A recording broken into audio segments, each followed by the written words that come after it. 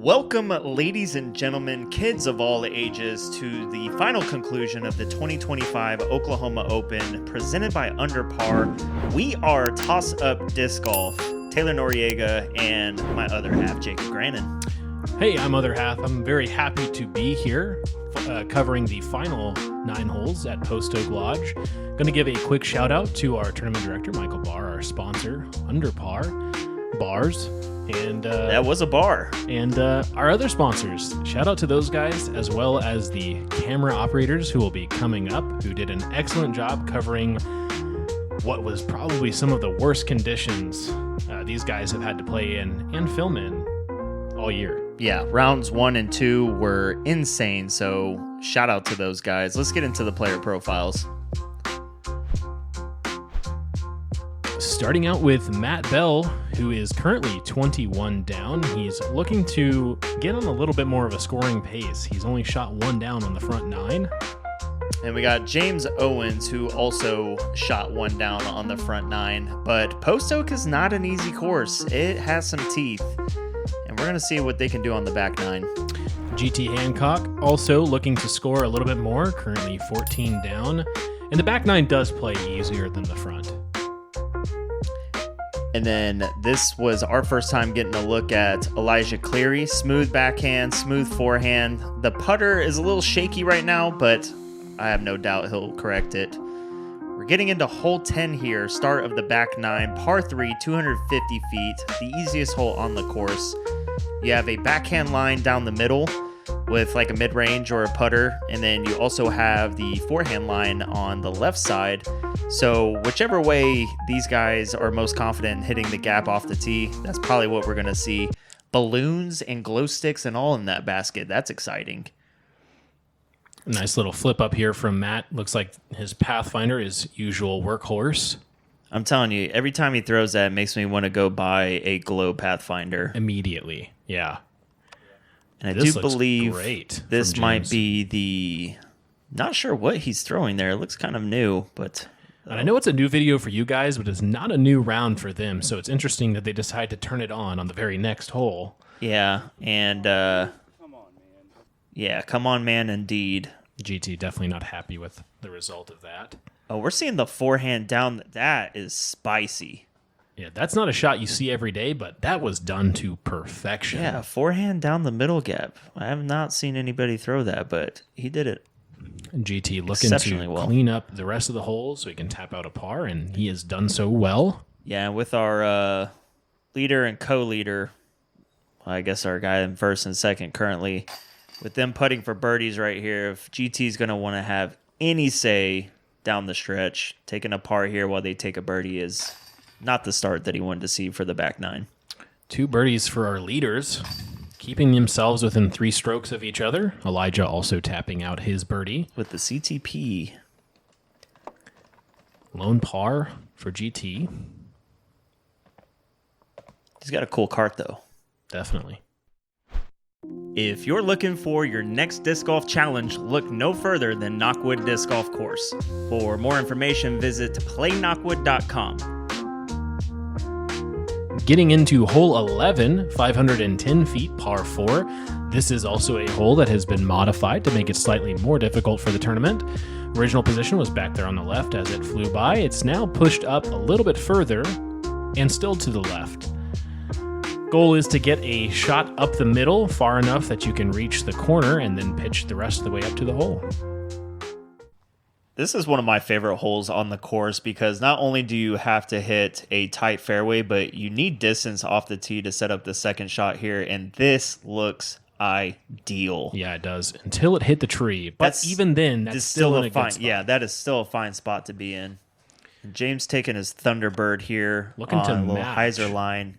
That is even better. I don't think you can throw it into a better... You can't drop it into a better spot. No, I've seen him throw that same disc on this hole before, and the consistency is insane. Elijah Cleary was probably looking for this to flip up a little bit more, and early left is not what you want to be on this hole. Almost auto bogey. Yeah. This is an excellent shot from GT here, as long as it misses everything. And then misses everything indeed, but being up behind a tree. Being up against that tree is going to have some like tricky footing. And look at this scramble shot by Elijah Cleary. Wow. It even looked like he tried. I will just shut my mouth. I thought he was in danger. Matt, gonna be left a ways out. So this is the door opening for James. We'll see if he can capitalize in a moment. He's not as close up to the tree as I originally thought. He had a little patent pending. If this gets any kind of ground play, awesome. Awesome shot from GT there. Yeah. Looking to tap in a birdie. Elijah still has a little work here to do, but getting a par now after that scramble shot. Yeah, I mean, it's looking ideal. We don't know what we're talking about. There's no danger on the left. I've been on the left plenty of times, Jacob. It is...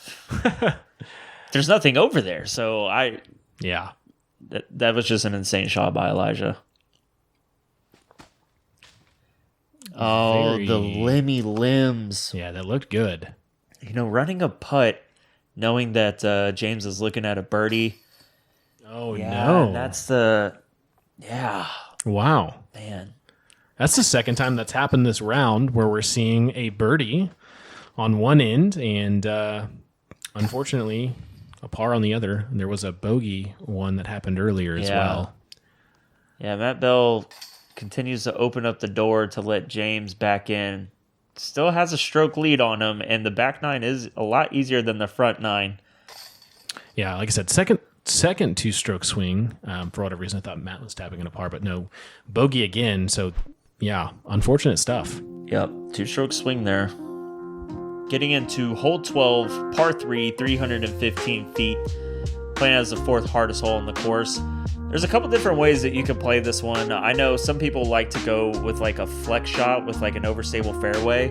I have seen people just throw a mid-range as straight as they can, and it ends up working. I personally like the flex backhand line with something overstable because it shapes perfectly around these trees. James just like seems to be happy with that, and why wouldn't you be? That is absolutely parked. Yeah, I believe that right there was his PD.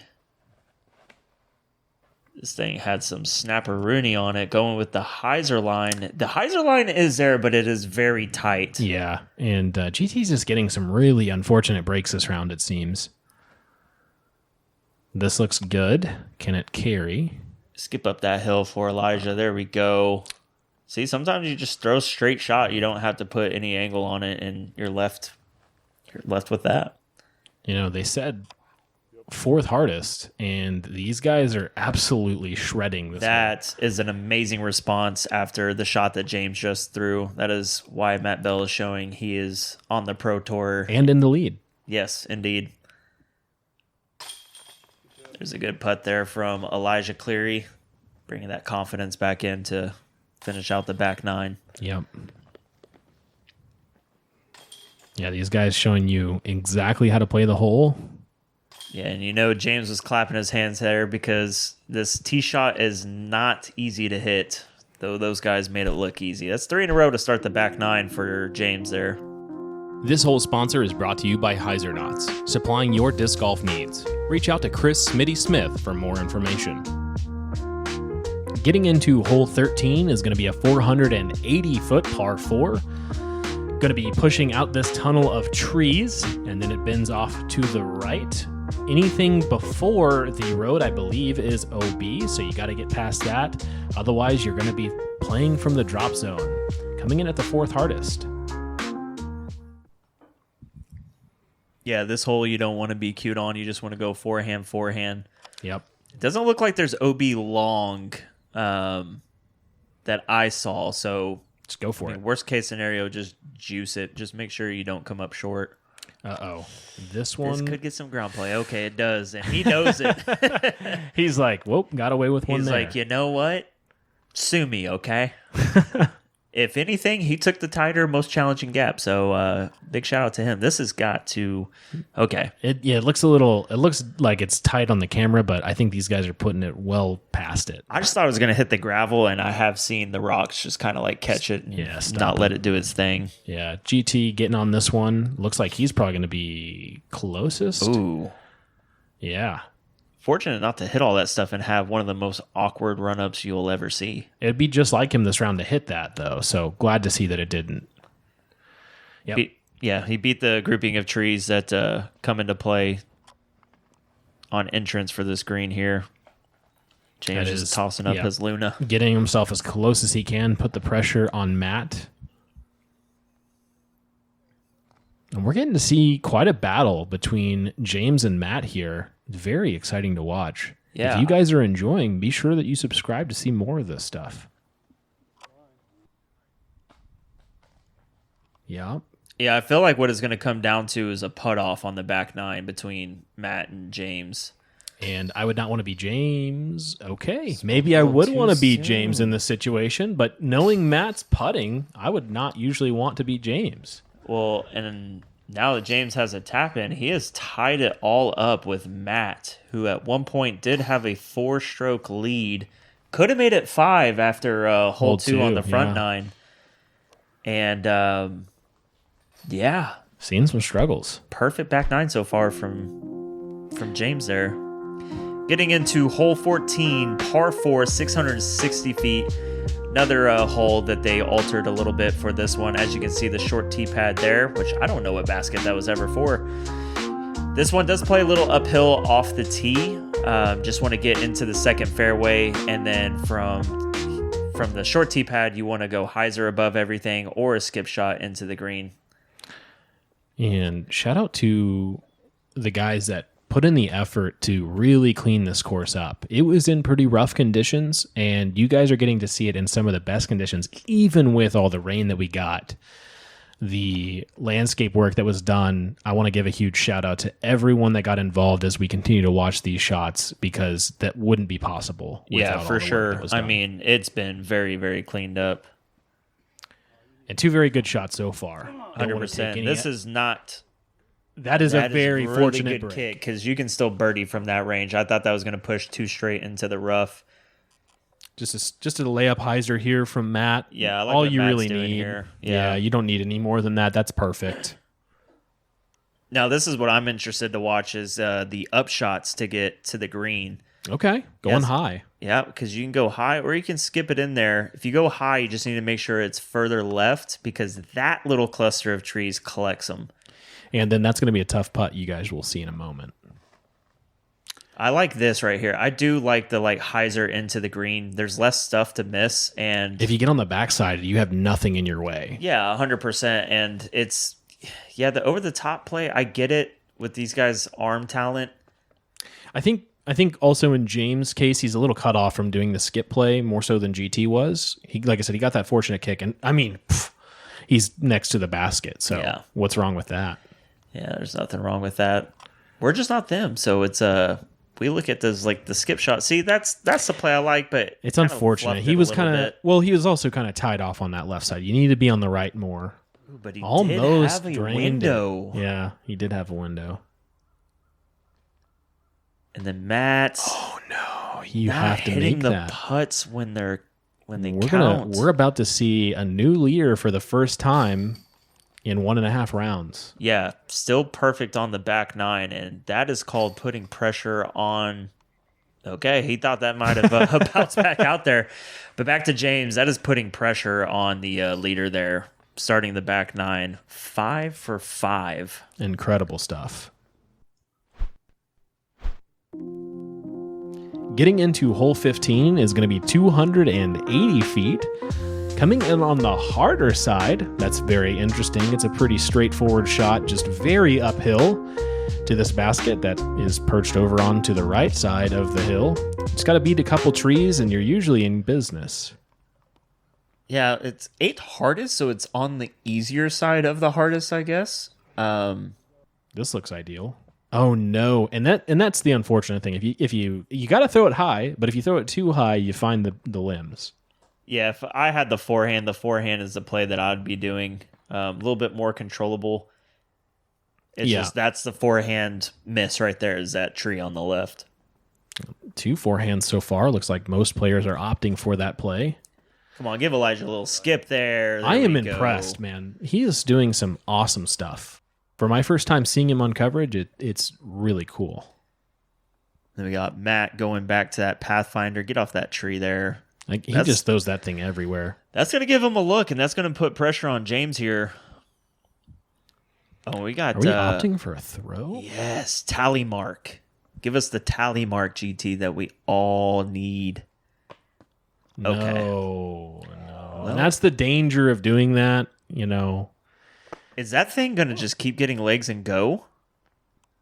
Sounded like GT was calling for it to continue to go. Yeah, Pretty I frustrated understand, man. at this point. Like, you got to get birdies now or never, so I don't blame him trying to throw it in. Yeah, it's the last round. Yeah, it now is the time to move.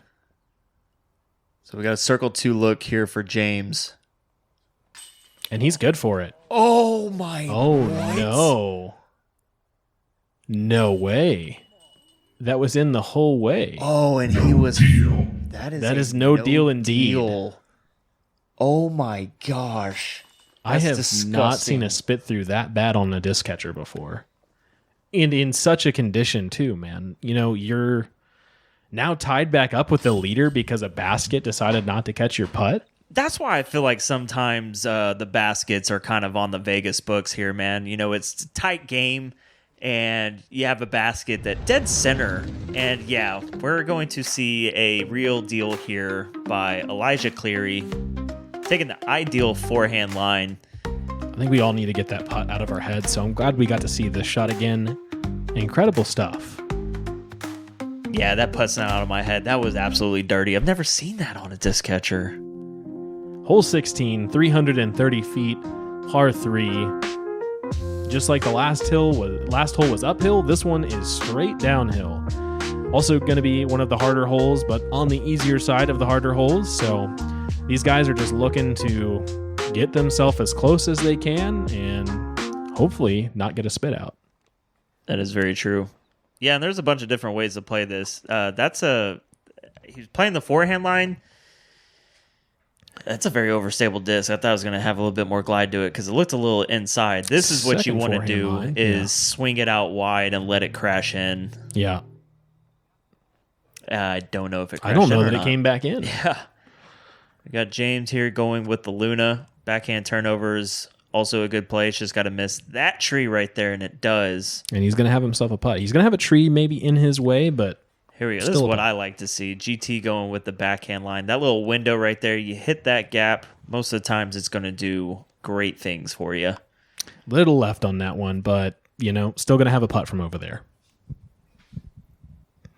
Looks like this is Matt. Yeah, so he didn't get over all the stuff there on the left. Oh, my gosh.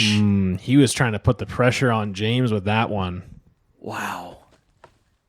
Yep. There's nothing you can do. Like it's one of those rounds. GT knows how good of a player he is, and unfortunately, he's just getting some pretty bad breaks.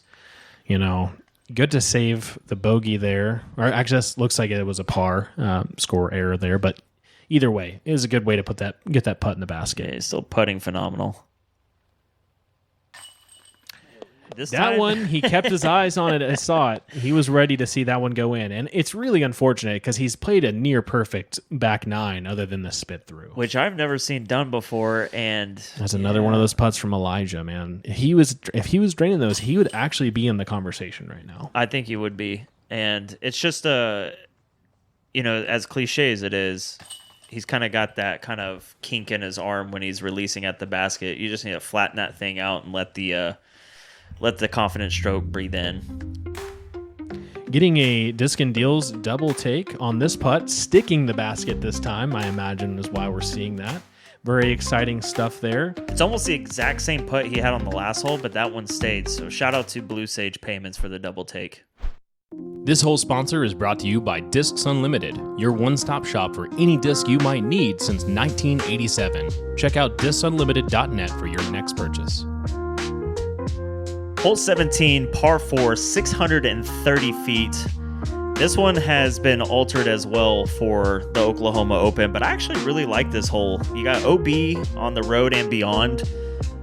So there is a possibility of going for it for eagle or having an eagle look because it is slightly downhill, but I'd imagine forehand is what we want to do. And oh no, is that going into the pine? And it looks like we're getting a check-in. So we have James at 24, Matt at 23, and Nash at 22, putting together a very solid round to make a charge. Yeah, he is cooking 9 down. He is a hole ahead. So he's probably finishing up hole 18 as we speak right now. Is this a roller? It looks like he's putting down a mean roller. That better not go into that or he's going to be in trouble. That is not good. So he joins James as well. And that thing, it's hard to get into there. I've thrown a couple discs myself in there, and you got to army crawl to make any kind of penetration through there. Is absolutely boosted. That is at least 500 feet. Dude. That was launched. I didn't know he had it like that, honestly. I knew he had it like that, but I haven't seen it. Yeah. So that was awesome. That's got to pan out now. Oh, no. From rough to rough. He's falling apart. James took a stroke on the last hole. He needed to play this one a little bit closer. How is James on the edge of that?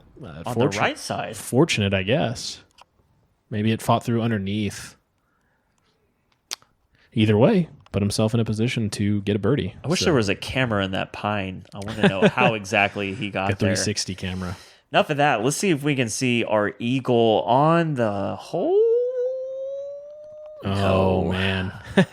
Put it underneath the basket, though. It's a tap-in birdie, and we'll take those because any strokes is movement on the leaderboard, and movement on the leaderboard means more money. Desi oh, my gosh. That throw-in to put the pressure on James? Wow, what in the heck? We knew he was good for them, but to see that go in is awesome.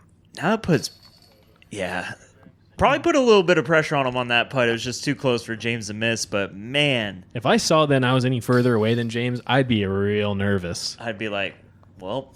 And again, James almost perfect on the back nine. Got to call a shout out to that spit out and Starframe on this hole, which is awesome stuff. Something tells me indeed it's coming, a double take. I did want to see this again. Just an Annie spinner. You know, he is good friends with Greg Barsby. They probably taught each other how to do 100%. That was nasty. That was so good. And thank you again to Blue Sage Payment. This whole sponsor is brought to you by Just Send It Discs Dies. Don't miss your opportunity to get one of the most unique disc dies in the game. Visit justsenditdiscdies.com for more info. Getting into the final hole here, 220 feet. Nice little short hole to round it out. I find that it could probably be difficult. You just played a long hole, now you got to play a short one. Going to be an island hole, all the water surrounding OB, on the bridge OB. So got to make yourself a nice position on the island to tap in your final birdie. And we got Zach Nash finishing his round at 8 down. He's out of contention, so it comes down to James just needing to stick the island. And I, for one, I am a fan of all the changes that they made on this course. But if they're doing this next year, something's got to be done for 18. Yep, I agree. It needs to be a little bit further. You have a little bit more pressure. Push it back 80 feet. I feel like it just takes away from like an opportunity like this. Like, gotta stop you real quick. This is crucial. Matt has to throw this in to force a playoff. Does not look like it has it. That's gonna fight left out too much. And he's gone OB. Yep, it's over. It's a fun ace hole opportunity, but it's not the hole 18 that you want to see for an A tier. You know, a hole like this would be awesome if it wasn't hole 18. Yeah. But I just had to kind of like speak my mind about this hole as we see Matt going from the drop zone. I do want to see it push back about 80 feet or so. I think it'd be an incredible finishing hole. Or just totally remove the hole and figure out a new hole 18 or push it back, make it a par 4. I do like the idea of an island, but you know, these guys are pros and some of the best local talent in the area. And to give them a 220-foot hole 18 to end an A tier on, it's just kind of just brings the vibes down a little bit. You know what I mean? Just a little bit. Elijah finishing out his round 6 on the back 9. Impressive stuff. And here we go. The story we've all been waiting for. James Owens finishing as first place in Oklahoma Open. And for the first time in a while, we're seeing a Oklahoman win the Oklahoma Open. That's exciting stuff. All right, everybody, your 2025 Under Par presents Oklahoma Open champion, James Owens. Attaboy. That's awesome. Shout out to Michael Barr organizing this. Hey everyone, what is up? I am here with your 2025 Oklahoma Open champion, Mr. James Owens. Lucas, thank you for being here. We appreciate you guys. Yeah, so tell me, how does it feel, bro, to be the champion of the Oklahoma Open? It's unreal. I mean, I'm an Oklahoma native, and I grew up here. I always played disc golf here when I started, and it feels really good to win my first A tier, just here on my home turf, especially in Tulsa, Oklahoma. Born and raised here, so Yeah, it just feels amazing. It's still kind of taking it in, honestly. yeah, and down the stretch, you made a comeback. You took the lead on 14, Mm-hmm. and then Matt tied you up on 15. You took the lead again on 16, and you never looked back. Mm-hmm. Huge putt by Matt on 17, Oh, yeah. and so 18 meant a lot, Yeah. and you put it close. Just tell me about your round and how you feel like Post Oak works with your game. I think I definitely have a few rounds under my belt out here, which is nice because this is a hard course to play when you're not very familiar with it. But, I mean, the front nine's really tough. I knew going into it to just try to stay under par and try to keep pace, and I know I can attack the back nine. But I'm just the start of the round, I just knew everything's in God's hands. He already knows the outcome, and I just tried to stay positive and stay happy out there just playing disc golf. I love it.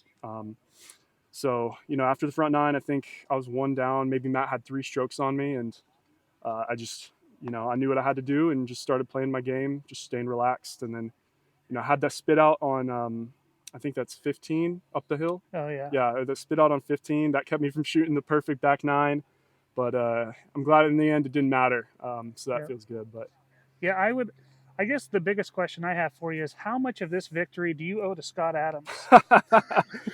honestly, if I'm being honest, and I hate to be, I think Scott really did play a big role. I mean, we're good buddies. We've been playing together for a few years now, and we were always pushing each other to become better players. And I think he's really helped discipline me, especially mentally on the course, and being able to handle that kind of pressure that comes down on the stretch. I mean, it's not easy to win out here. I mean, there's so many good players, and despite the weather, just was able to get it done, and I'm really happy. Yeah, let's talk about that weather, right? Mhm. People are slowly calling this Soklahoma Open. I don't know if you've Yeah. heard it.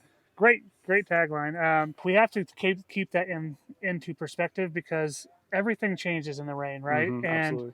it actually changed even the outcome of the rounds we played because we had to play now 2 rounds at Blackhawk instead of 2 rounds here at Post Oak. Do you think that shift to Blackhawk helped your chances of winning this A tier? Honestly, I think, it plays the same for everyone. I know I shot pretty well at Post Oak. I wasn't very happy with the front nine. Things can always go better in a round. Everybody knows that. But, we all had to play under the same conditions, and I don't think anybody would have liked playing Post Oak in the downpour we were having on Friday. Yeah. A shotgun kind of sucks, but it was tough out there, and everybody was having to deal with it. I mean, I'm thankful for playing on my home courses for sure.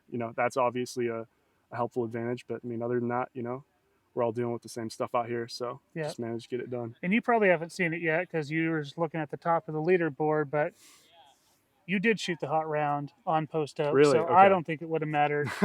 So really good playing, man, and congratulations on your first win. I appreciate A-tier it. win. Thank you so much. Yeah. We'll see you back in the studio. Toss up, back to you. Big shout out to James Owens on his first A-tier win, though he did say he owes credit to Scott Adams. I believe he owes credit to his caddy, Tim Davis. 9 down, gets it done. What a comeback win from James Owens. Yeah, incredible stuff. Glad to have seen a local Oklahoman win. But that's going to wrap this up. If you enjoyed the content, be sure you subscribe, like, comment, show us some love, and we'll see you guys in the next one. Toss up out.